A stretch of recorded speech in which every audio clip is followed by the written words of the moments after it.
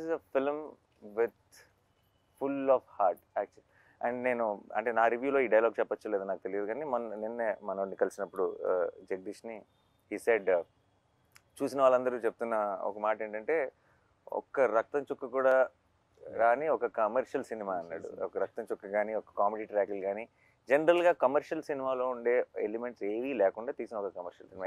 It's exactly that.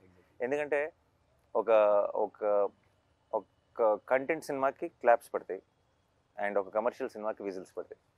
I think విజిల్స్కి క్లాప్స్కి రెండిటికి space ఉన్న cinema quote.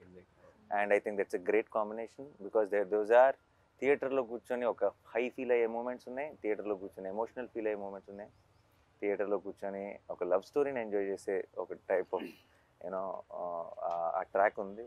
And చివరికి వచ్చేటప్పటికి ఒక ఓవర్వెల్మింగ్ ఫీల్ ఇచ్చే ఒక క్లైమాక్స్ ఉంది. It's a perfect combination. And I think for all the people who love which transforms you, అంటే మనం ఉన్న సిచ్యువేషన్స్ని మర్చిపోయి మనం ఇప్పుడంతా మనం రీల్స్ని చూడటం లేదంటే కాస్త ఇవి చూడటం వల్ల మనం ఏమైపోయామంటే ఎప్పటికప్పుడు మధ్యలో ఫోన్ చూసుకుంటున్నాం, తర్వాత సినిమాలు చూస్తున్నాం, లేదంటే స్కిప్ కొడుతున్నాం, తర్వాత లేదంటే బయట ఏదో ఆలోచిస్తున్నాం. ఇలాంటివన్నీ అలవాటు పడిపోయాం ఒక రకంగా మనం ఇస్తున్న కంటెంట్ వల్ల కూడా. సో కోట్ అన్నది ఐ థింక్ స్లోగా మిమ్మల్ని లోపలికి తీసుకెళ్తుంది. ఆ తర్వాత మీ చేతిలో ఫోన్ ఉందా, మీరు ఎక్కడున్నారు, ఏ టైం ఎంత అయింది, ఇవన్నీ మర్చిపోయేలాగా చేసి మిమ్మల్ని ఆ ప్రపంచంలోకి తీసుకెళ్ళి ఆ క్యారెక్టర్స్ కోసం రూట్ చేసేలా చేసే ఒక absolute honest beautifully made film. That's my review.